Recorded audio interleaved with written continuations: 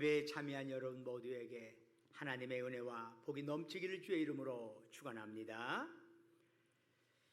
하나님께서 세상을 창조하셨지요. 그리고 나면서 인간의 범죄와 타락이 있고 이것이 점점점 극심해지자 드디어 하나님이 심판을 내리셨습니다. 홍수를 통해서 온 세상을 심판하신 것이지요. 그런데 그 심판 중에서 하나님께서는 특별히 노아의 가족을 구해내셨습니다. 홍수가 잦아들고 나서 하나님께서는 창세기 9장 1절에서 노아에게 복을 내리십니다. 생육하고 번성하여 땅에 충만하라. 여러분, 생육하고 번성하여 땅에 충만하라 하는 것은 아담과 하와를 만드시고 나서 그들에게 주신 복과 동일한 내용입니다. 자, 이제 창세기 9장을 지나서 창세기 10장을 보면은 하나님께서 그 복에 약속하신 대로 노아의 후손들이 지중해를 중심으로 분화되고 확장되고 점점점 숫자가 많아지는 역사를 보여줍니다. 여러분, 노아에게 자식이 몇 명 있었죠? 3명이 있었죠. 3 아들이 있었어요. 그 중에 맞이인 셈인데 이 셈의 후손들이 터전을 잡았던 주요 지역이 메소포타미아 문명으로 형성하게 나타납니다. 메소포타미아 문명은 셈족들이 만들어낸 그러한 그들이 거기서 그 문명의 중심 세력이 되죠. 오늘 창세기 11장의 말씀은 바로 이 셈의 후손들을 중심으로 일어난 한 사건을 다루고 있습니다. 하나님의 약속대로 땅에 충만하게 번창한 노아의 후손들이 집단적으로 하나님께 거역하는 내용입니다. 그들은 바벨탑을 쌓았습니다. 바벨탑 사건의 무대는 시날 평지라고 되어 있는데 이 시날이라고 하는 지명은 메소포타미아 지방 전체를 의미합니다. 그런데 바벨탑 사건이 있었던 당시에 문명이 어떠했느냐 하는 것에 대해서 성경은 몇 가지를 언급하고 있어요. 창세기 11장 3절을 보니까 서로 말하되 자 벽돌을 만들어 견고히 굽자 하고 이에 벽돌로 돌을 대신하며 역청으로 진흙을 대신하고 문명이 점점 달라졌음을 보여줍니다. 건축 재료로 이전에는 돌을 그냥 쌓았습니다.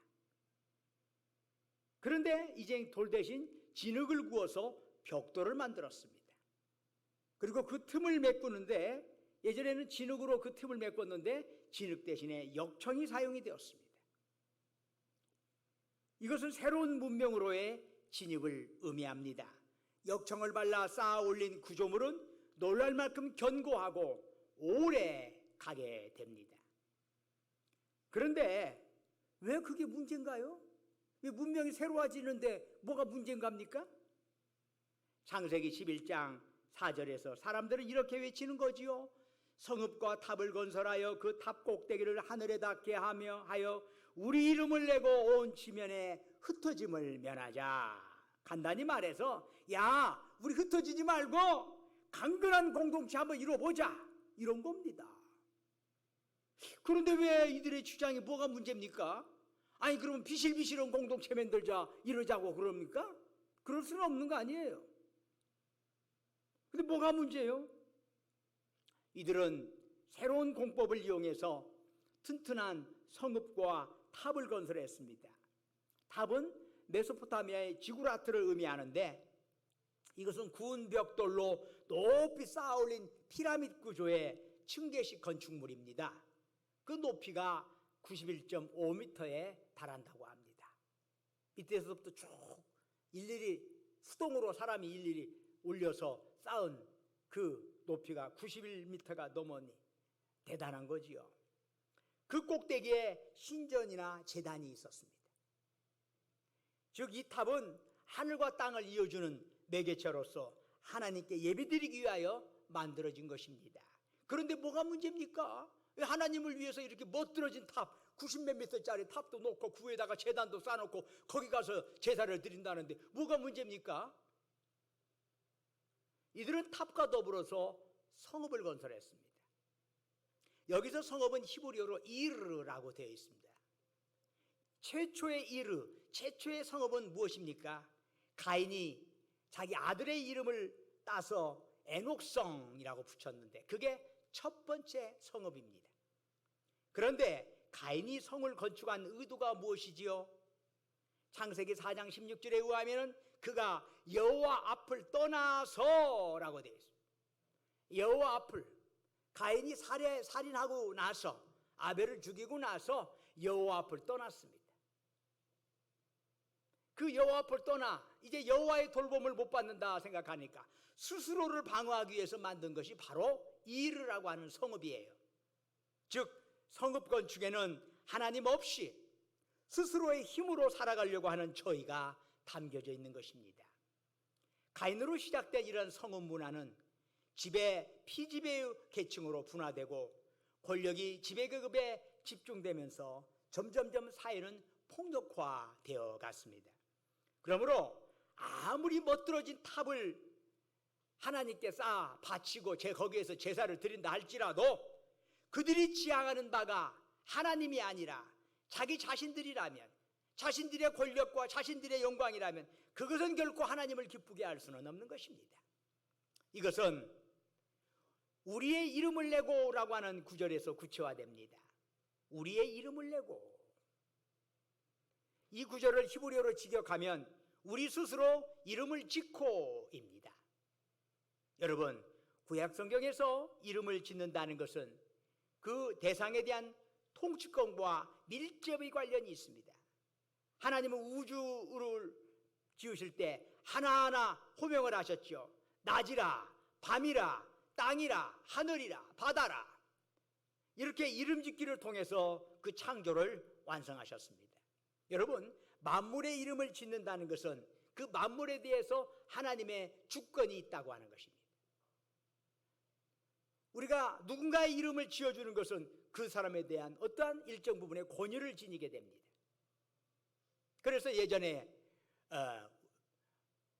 아이가 태어나면 그 이름을 아버지가 지을 수도 있고 할아버지가 지을 수도 있고 그 나름대로 권위 있는 사람이 짓지 아무나 짓는 게 아니었어. 하나님께서 사람을 하나님의 형상을 따라 지으신 이유가 뭐지요? 바로 그것은 다른 피조물들을 다스리도록 하기 위해서입니다. 그 다스림의 첫 번째 작업은 무엇입니까? 아담이 각 생물들에게 이름을 지어주는 것입니다. 생물들에게 이름을 지어주는 것이 아담이 창조 세계를 다스린 일에 있어서 첫 번째 실습 과제였습니다. 그런데 사람들은 자기들 스스로 이름을 지으려고 했다는 것입니다. 이건 뭔 얘기지요? 누구의 통치도 받지 않겠다는 표현입니다. 내 인생 내 것 내가 알아서 할 거야 라고 하는 거지요. 이것은 결국은 하나님의 통치를 거부하는 것입니다. 하나님 없이 스스로 잘 살아보겠다는 것입니다. 결국 바벨탑 이야기의 핵심은 노아의 후손들이 하나님 없이 스스로 하나님이 되어서 살려고 하는 교만에 빠져 있는 것이라 하는 것을 잘 보여줍니다. 주님께서는 마태복음 6장 9절에서 제자들에게 이렇게 기도를 가르쳐 주신 적이 있습니다. 하늘에 계신 우리 아버지여, 이름이 거룩히 여김을 받으시오며. 하나님의 이름이 거룩히 여김을 받는다는 것은 이 땅의 모든 사람들이 하나님의 통치를 받아들이고 그럼으로써 하나님의 뜻이 이 땅에 이루어지는 것입니다. 하나님의 이름이 거룩함을 받는다는 것은 성경의 핵심적인 주제입니다. 그래서 하나님께 예배드리는 자들은 그분의 이름이 세상에 거룩히 여김을 받도록 해야 합니다.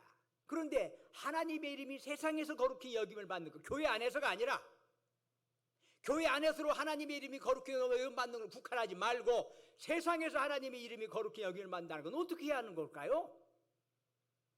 바로 믿는 사람들이 세상을 사랑으로 섬겨야 합니다.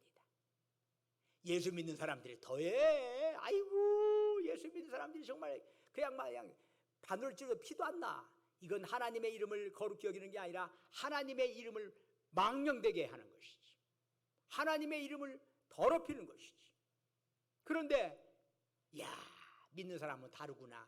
역시 그래도 나름대로 참 저렇게 사랑을 베풀고 하는 모습 보니까 역시 예수 믿는 사람이 좀 다르기는 달라. 이것은 하나님의 이름이 거룩히 여김을 받는 것입니다. 사람의 필요에는 전혀 관심이 없고 예수 천당 불신지옥으로만 떠들고 있는 것은 그런 형태의 전도는 오히려 공허할 수 있습니다. 사랑 없이 예수만 외치는 것만으로는 하나님의 이름을 세상에 높일 수 없습니다. 섬김으로 사랑으로 세상 사람들에게 다가갈 때 비로소 하나님의 이름이 거룩히 여김을 받는 것입니다. 바로 그것이야말로 성경이 원하는 흐름이지요. 그런데 바벨탑을 쌓은 자들은 하나님의 이름이 아니라 자신들의 이름을 드러내고자 했습니다. 아무리 높은 탑 위에 제단을 쌓아도 거기에 뭐 엄청난 비싼 재물을 갖다가 바친다 할지라도 결국 그들의 의도는 하나님을 통해서 자신들을 드러내는 것입니다. 종교의 이름으로 자신을 높이는 것입니다. 이것은 섬김이 아니라 영웅주의에 부합하는 것이라 할 수 있습니다. 여러분, 가인이 하나님을 떠나 성읍을 건설하고 아들 이름을 따서 그것을 에녹성 불렀습니다. 바로 이것이 인류 최초의 성읍입니다. 그 가인의 후손인 라멕과 그 가족들이 도성을 중심으로 문명 사회를 형성했습니다. 성경을 쭉 읽어보면은 그것이 증언하는 바는 그런 문명의 발달과 동시에 늘어나는 것이 있었습니다. 바로 폭력입니다. 폭력. 라멕은 노래하지요. 그들이 나에게 상처를 주었으므로 내가 그들을 죽였노라. 아주 자랑스럽게 얘기합니다. 나한테 상처 줬다고 상대를 죽였다고요. 큰 소리를 치고 있는 겁니다. 이처럼 문명을 주도하고 폭력을 주도하는 자들은 스스로를 신의 아들로 스스로 올렸습니다. 자칭 하나님의 아들들이라는 것입니다. 바로 이들이 영웅들이고 폭력을 행하는 강자들이었습니다. 이들은 사회적으로 약자에 속하는 셋의 후손에 속한 딸들을 강압적으로 취했습니다. 이런 결합을 통해서 거인족 네피림, 용사들이 탄생했습니다. 성경은 바로 이러한 인간의 타락, 인간의 폭력의 결과물로 거인족이 등장하고 용사들이 등장했다고 하는 것은 이들에 대해서 부정적인 평가를 저변에 담고 있는 것입니다. 이런 영웅주의, 이런 용사들에 대한 평가는 성경은 절대로 높이지 않습니다. 오히려 이것은 타락의 극치야. 왜 이런 일이 벌어졌나? 사도 바울은 고린도후서 4장 4절에서 이렇게 진단하지요. 이 세상의 신이 믿지 아니하는 자들의 마음을 혼미하게 하였다. 여기 세상의 신이 누구지요? 사탄이지요. 사탄이 진리를 향하는 눈을 가리웠기 때문에 그런 일이 벌어졌다 말하지요. 이런 일이 있고 나서 하나님께서는 홍수를 통해서 살아있는 모든 것을 쓸어버리셨습니다. 성경에 보여주는 이러한 흐름은 거인이나 어떤 영웅의 출현으로 야기되는 폭력과 공포를 부정적으로 비판하고 있는 것입니다. 성경은 그리스 로마에 자주 등장하는 영웅주의와는 전혀 다른 메시지를 전하고 있습니다. 즉 어떤 영웅이나 어떤 거인이 우리의 구원자가 아니라 마구간에 비천한 아들로 태어난 바로 그분이 우리의 구원자라는 것입니다. 마가복음 13장 14절을 보면은 멸망에 가증한 것이 서지 못할 것에 선 것을 보거든 그때 유대에 있는 자들은 산으로 도망할지어다 라고 말씀합니다. 여기서 멸망에 가증한 것이라고 하는 구절에 주목할 필요가 있어요. 이 멸망에 가증한 것이라고 하는 구절은 다니엘서에 그 근거를 두고 있어요. 그 내용에는 이스라엘 역사의 뼈아픈 사연들이 담겨져 있답니다. 우리 성경에 바사라고 되어 있는 페르시아 왕국이 알렉산더 대왕에게 멸망을 하지요. 근데 이 알렉산더 대왕이 대제국을 건설을 했는데 요절을 했어요. 요절을 했기 때문에 그 대제국이 몇 개로 분할이 됩니다. 그런데 그런 와중에 이스라엘과 밀접히 연결된 왕이 있는데 시리아 왕 안디오코스 4세입니다. 그는 대단한 야망가였습니다. 자기 중심의 통일된 종교 정책을 펼치기 위해서 여호와 하나님만이 우리 하나님이다라고 섬기는 유대인들을 핍박을 했습니다. 율법서를 불살랐습니다. 유대인들의 제사 행위를 금지했습니다. 제사장들을 살해했습니다. 심지어 성전 바닥에 유대인들이 가장 혐오하는 돼지의 피를 쏟아부었습니다. 또한 예루살렘 성전 앞에 있던 번제단 위에 제우스를 위한 제단을 딱 그 위에다 올려놓았습니다. 바로 이것이 멸망에 가증한 것이죠. 멸망에 가증한 것이 서지 못할 자리에 서게 된 것입니다. 하나님께 바치는 제단에 제우스 제단이 올라온 것이요, 교회 안에 우상이 들어오는 것이요, 십자가 옆에 낮아지고 희생하면서 구원을 이루시는 그 십자가의 사건 옆에 자기를 드러내는 바벨탑이 세워진 것이요, 세상 안에 교회가 이 세상에서 널리 퍼지고 있던 그러한 가치관들이 교회 안에 그대로 여과 없이 들어오는 거예요. 바로 이것이 멸망에 가증한 것이 서지 못할 것에 서는 것이요. 오늘날 많은 사람들이 하나님 믿고 주님 믿는다고 얘기하고 십자가를 바라보고 주님께 할렐루야 영광을 돌리지만 그 마음의 가치관은 세상의 가치관과 똑같아. 세상 사람들이 원하는 거 나도 그런 거, 세상 사람들이 싫어하는 거 나도 싫어하고, 세상 사람 원하는 방식대로 살다가 주님 앞에 나와가지고 주님 믿습니다. 세상 나가서는 다시 또 세상 방식대로 사니 교회가 어떤 방식으로 되겠어요? 세상의 가치관이 교회 안에 그대로 들어오게 되는 것이. 세상의 찬란함을 또 교회도 좋아하고, 세상에 높여지는 것도 교회도 좋아하고, 그러다 보면 교회가 세상과 다를 바가 뭐가 있어요? 멸망에 가증한 것이 서지 못할 것에 서는 것이지. 바로 교회 안에 바벨탑이 들어오는 것이지. 여러분, 바벨탑 문화는 하나님보다 인간 자신을 높이고자 하는 문화입니다. 아담과 하와가 선악과를 따먹은 이유가 뭐죠? 그들이 하나님과 같이 되고 싶어서입니다. 바벨탑 문화는 아담과 하와의 이러한 욕망을 이어받은 문화라고 할 수 있습니다. 이에 대한 하나님의 처방은 무언가요? 인간의 언어를 혼잡하게 하신 것입니다. 왜 그러셨을까요? 자, 성읍을 세우고 탑을 쌓고 탑 꼭대기가 하늘에 나타나게 해서 인간의 이름을 드러내자 하는 것이 문제였다면, 1차적으로 생각하면 그럼 탑 허물어버리고 성읍 허물어버리고 무너뜨려버리고 뭐 이래야 되는 건 아닐까요? 그런데 하나님께서는 그렇게 하지 아니하고 오히려 언어를 흩어버리셨어요. 그 이상하다. 탑을 허물면 끝나는 건데, 그냥 성읍 무너뜨려버리면 끝나는 건데. 바벨탑 사건의 핵심은 도시 문명 속에 나타나는 권력의 집중화에 있습니다. 무슨 얘기냐? 여러분, 90m 이상의 높은 층계식 건축물 벽돌로 쌓아가지고 역청 발라서 그렇게 90m를 세운다는 것은 강력한 권력이 모아지지 않고는 불가능한 일입니다. 그런데 이런 권력 집중화 이면에는 동일한 언어 사용이 들어있습니다. 고대인들이 바벨탑을 통해서 지향하는 바는 도시건설입니다. 문명도시를 건설함으로써 인간 속에 들어있는 욕망을 충족시키고 불안을 잠재우려 했습니다.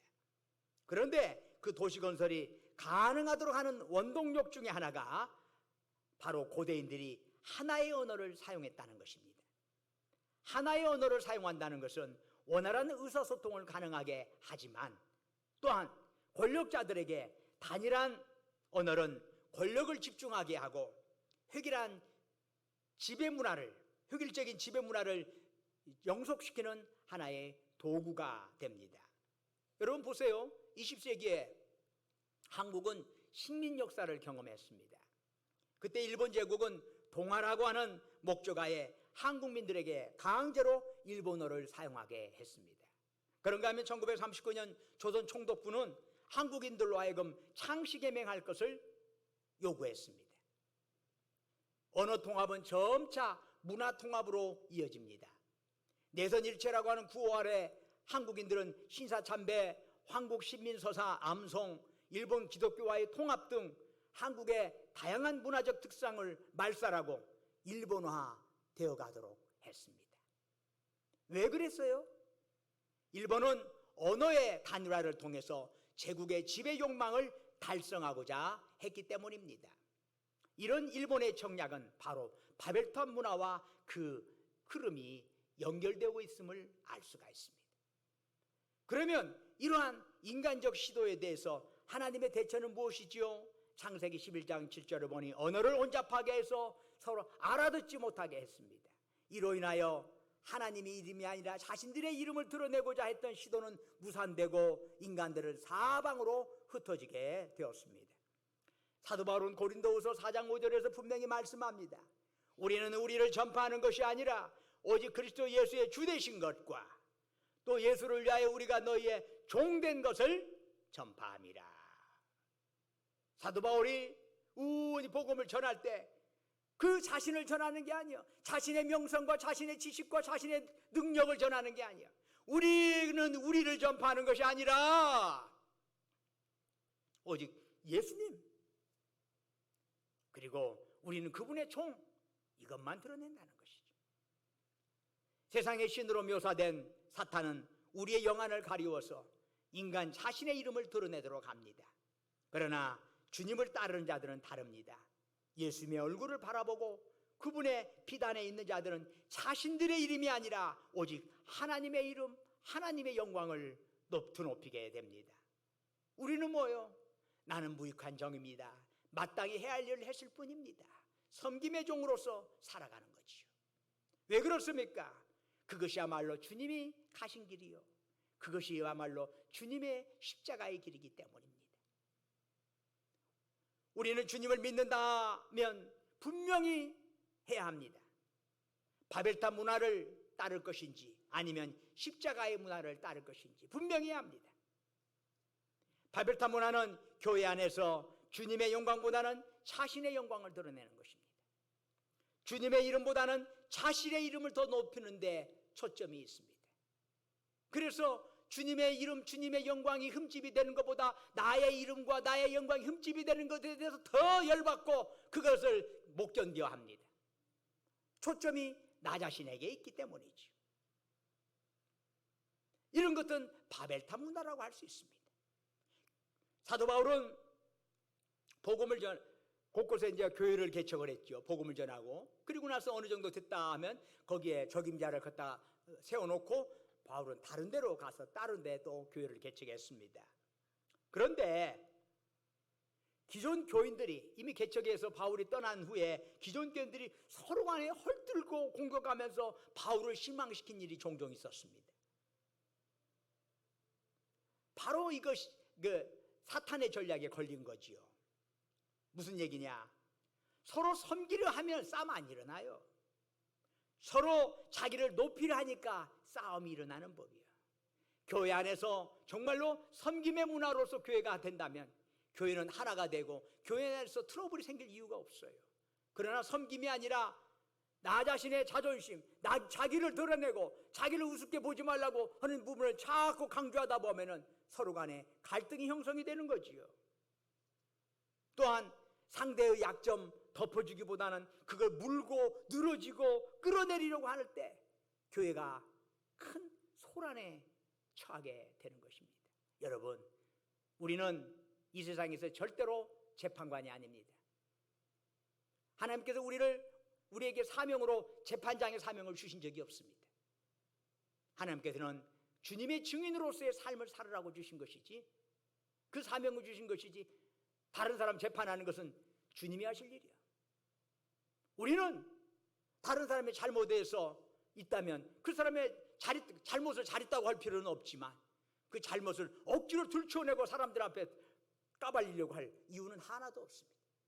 온전히 주님께 맡기고 우리는 그 사람을 위해서 기도해 주는 것입니다. 여러분, 왜 사람들이 다른 사람들 약점을 물고 늘어지고 깔아내리려고 합니까? 자신들의 이름을 드러내고자 해서 그렇습니다. 그 저변에는 자신들의 이름을 드러내고자 하는 것이 바로 이것이 바벨탑 문화예요. 바벨탑 문화. 그러나 여러분, 우리는 주님을 믿고 따르는 자들 아닙니까? 누가 뭐래도 헐뜯고 비난한 사람 되지 마시기를 바랍니다. 그런 것으로 우리 입 더럽히지 마십시다. 주님은 세상에 섬기러 왔노라 말씀하셨습니다. 그 주님이 우리에게 천국을 또한 약속하셨습니다. 그러므로 우리는 미래의 일, 죽음 이후의 일에 대해서는 걱정할 것이 없어. 주님께 맡기면 되는 것이요.